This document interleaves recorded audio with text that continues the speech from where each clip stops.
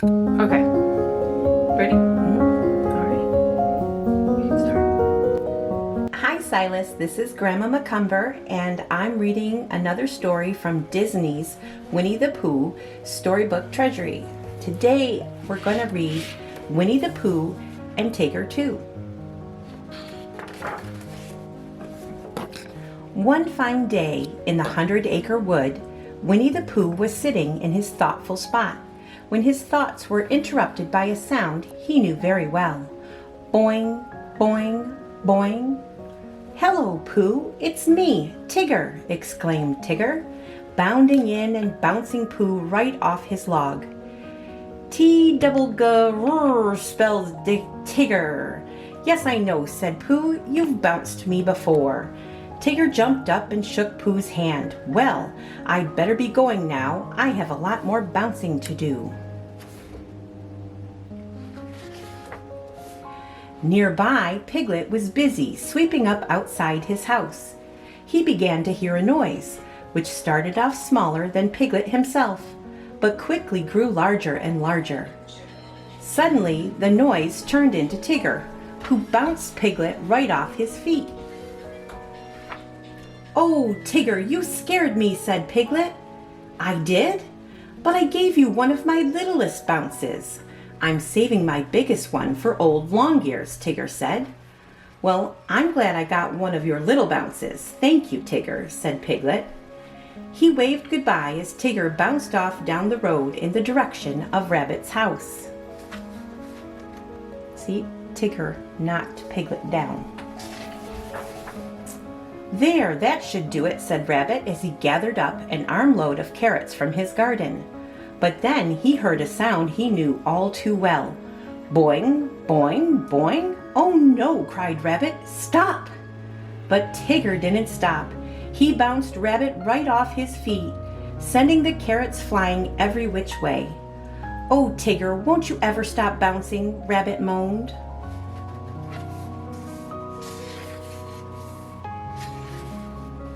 "Why would I? Bouncing is what Tiggers do best." "Hoo, hoo, hoo," exclaimed Tigger. He started to sing. "Oh, the wonderful thing about Tiggers is Tiggers are wonderful things. Their tops are made out of rubber, and their bottoms are made out of springs. They're bouncy, trouncy, flouncy, pouncy. Fun, fun, fun, fun, fun. But the most wonderful thing about Tiggers is that I'm the only one." As Tigger bounced away, Rabbit stomped angrily around his garden, gathering up his scattered carrots. "Something must be done about that Tigger," he said to himself. Poor Rabbit's looking a little angry there.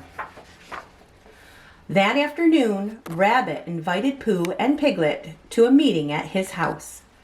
"I say, Tigger is getting too bouncy these days," Rabbit began. "Now, I've got a splendid idea. We'll take Tigger on an expedition to someplace he's never been, and then we'll lose him." "Lose him?" Pooh repeated. Losing someone didn't sound to him like a very friendly thing to do. "Oh, we'll find him again the next morning," said Rabbit, "but by then he'll be a humble Tigger. And oh, Rabbit, am I glad to see you, Tigger. It will take those bounces right out of him." I don't know, Pooh and Piglet don't look like they agree. The next morning, Rabbit, Piglet, Pooh, and Tigger set off on their expedition. The mist was so thick that they could hardly see their feet at the ends of their legs. Tigger bounced in circles around the others. He bounced ahead and came back again. Finally, he bounced off into some especially thick mist beside the trail, where he seemed to disappear. "Quick," Rabbit said eagerly. "Now's our chance to lose him." He ran into a hollow log and pulled Pooh and Piglet in behind him. Then he peeked out from inside the log and breathed a sigh of relief. Tigger was nowhere in sight. "My splendid idea worked perfectly," Rabbit said. "Now we can all go home." Pooh was very glad to hear that they were going home. "Yum, yum, time for lunch," he said. "Hello!" called a voice from not very far away. "Oh no, it's you-know-who," cried Rabbit. A second later, Tigger bounced onto the very log where Rabbit, Piglet, and Pooh were hiding. "Hello!" he shouted right into the log. Rabbit, Piglet, and Pooh didn't say a word. Tigger hopped off the log and bounced away into the 100-acre wood, still calling, "Hello!" Rabbit jumped out of the log. "Hooray!" he cried. "We've done it! We've lost Tigger. We can go home now."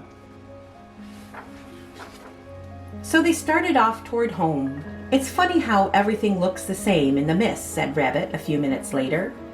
"Take this sand pit, for instance. I'm sure we've seen it before." "I'm sure you're right," said Pooh agreeably.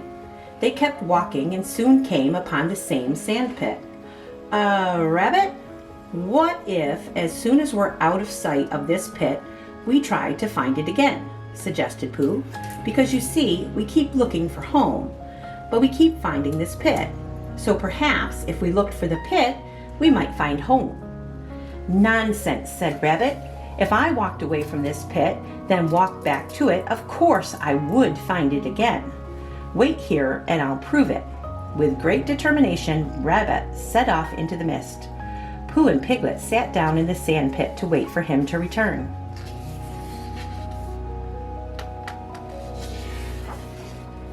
They waited and waited and waited. Piglet fell fast asleep leaning against Pooh's tummy. Suddenly he was awakened by a grumbling noise. "What was that?" asked Piglet, jumping up. "Why, I believe that was my tummy rumbling," said Pooh. "I'm awfully hungry. I think we should go home and have lunch." "Do you know the way, Pooh?" asked Piglet. "Well, I have 12 pots of honey in my cupboard that my tummy very much wants to find. So we can simply follow my tummy home," Pooh exclaimed.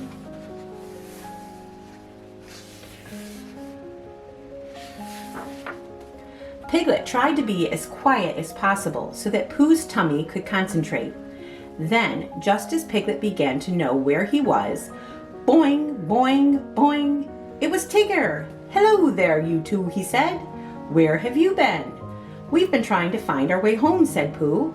"But we seem to have lost Rabbit somewhere in the mist," added Piglet.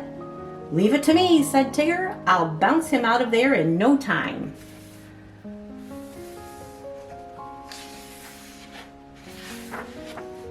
At that very moment, Rabbit was as lost as a rabbit could be.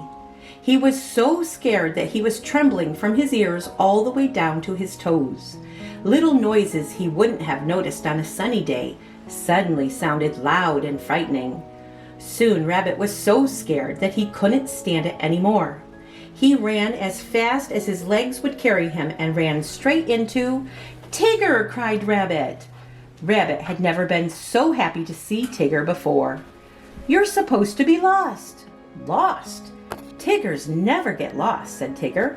"Come on, Rabbit, let's go home. Hang on."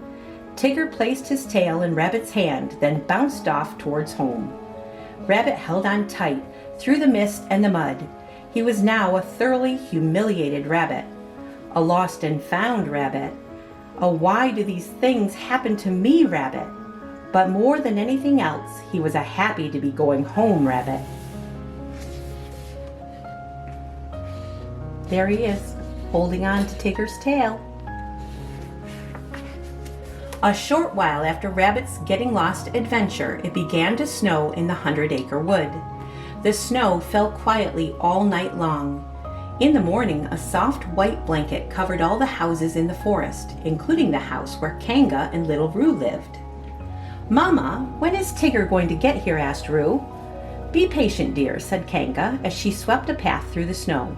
"He'll be here soon." Almost before the words were out of her mouth, Kanga and Roo heard a familiar sound. Boing, boing, boing. There's Roo waiting for Tigger. "Here I am," said Tigger. "Did I surprise you?" "You sure did," said Roo. "I like surprises. I like bouncing too." "I know," said Tigger. "That's why I'm here. I've come to take you bouncing with me." "Hooray," said Roo. Roo and Tigger said goodbye to Kanga, and then Tigger led the way out of the yard with his great big bounces. Boing, boing, boing, and Roo followed right behind him with his very little ones. Boing, boing, boing. When Tigger and Roo had gone a short distance into the forest, Tigger called, "Hey, look, Roo, it's old Longears." Rabbit was gliding happily across a frozen pond. In fact, Rabbit was enjoying his skating so much that he didn't even see Tigger and Roo. "Can Tiggers ice skate?" asked Roo. "Oh, ho, ho," said Tigger. "Ice skating is what Tiggers do best. Watch." Tigger bounced onto the pond. "Whee, this is easy," he said as he slid across the ice.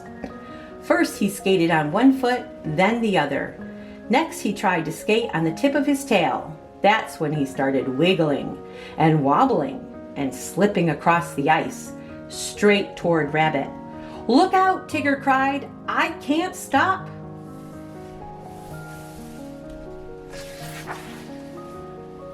When Rabbit turned and saw Tigger headed his way, his eyes grew very wide. He threw up his hands. "No, no, don't," he shouted. But Tigger, who had very little choice in the matter, just kept on going. He crashed right into Rabbit, then slid into the snow.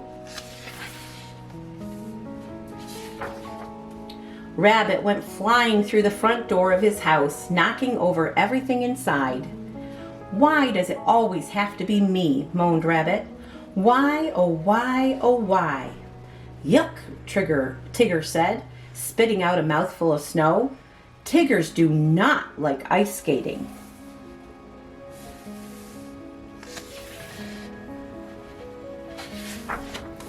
Tigger and Roo left Rabbit and bounced farther into the wood. "I bet you're good at climbing trees, huh, Tigger?" said Roo. "Hoo, hoo, hoo," laughed Tigger. "That's what Tiggers do best. Only Tiggers don't climb trees, they bounce them. Come on."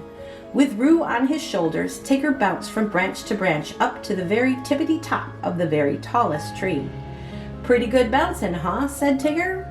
But when he saw how far he was from the ground, he wrapped his arms around the trunk of the tree and cried, "How did this tree get so high?" Suddenly he felt a tug on the end of his tail and looked down to see Roo swinging back and forth from the end of it. "So stop that, kid, please," begged Tigger. "You're rocking the forest." Does Tigger look scared?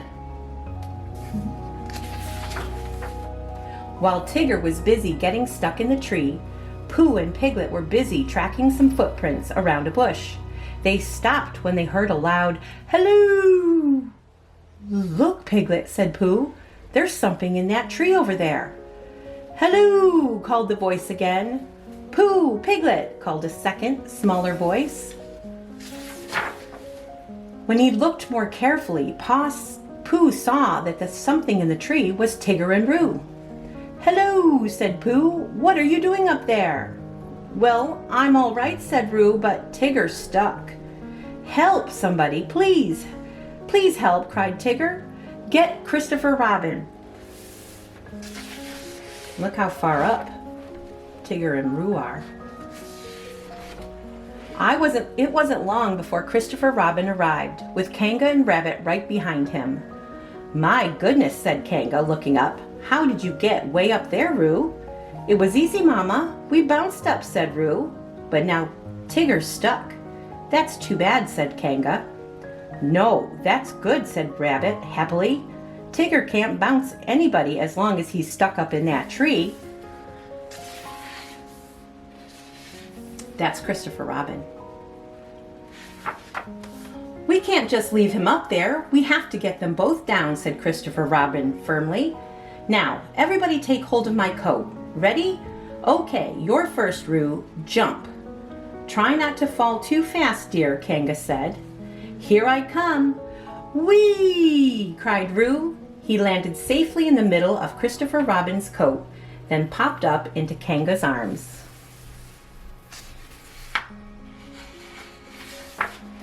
"That was fun," said Roo. "Come on, Tigger, jump." "Jump? Tiggers don't jump. They bounce," said Tigger, clutching the tree tighter than ever. "Then why don't you bounce down?" suggested Pooh. "Don't be ridiculous. Tigger's only bounce up, said Tigger. Then you'll have to climb down, said Christopher Robin. Tiggers can't climb down because their tails get in the way, said Tigger, and he wrapped his tail tightly around the tree branch. That settles it, said Rabbit. If Tigger won't jump or climb down, we'll have to leave him up there forever. Forever, moaned Tigger. Oh, if I ever get down from this tree, I promise never to bounce again. I heard that, cried Rabbit, jumping for joy. Did you all hear that? Tigger promised never to bounce again. All right, Tigger, Christopher Robin called up to him. It's time for you to come down now.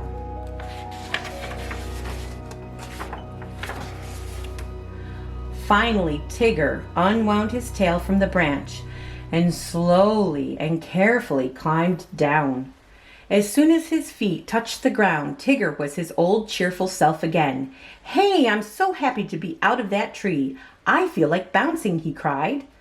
Don't forget what you promised, Rabbit said quickly. No more bouncing. Uh-oh, said Tigger. Does that mean I can never, ever bounce again? Not even one teensy-weensy bounce? Not a smidgen of a bounce, said Rabbit. Tigger's tail flopped. His shoulders dropped. He walked off sadly toward home. That's a sad-looking Tigger. Tigger's friends watched him go. Roo tugged on Christopher Robin's coat and said, I like the old bouncy Tigger best. So do I, Roo, said Christopher Robin. Me too, said Piglet and Pooh. We all do, said Kanga. Don't you agree, Rabbit? Well, said Rabbit, He thought about all the times Tigger had bounced him off his feet. Yes, Rabbit, said Pooh. Well, you see, said Rabbit, He thought about how sad Tigger looked walking off without his bounce.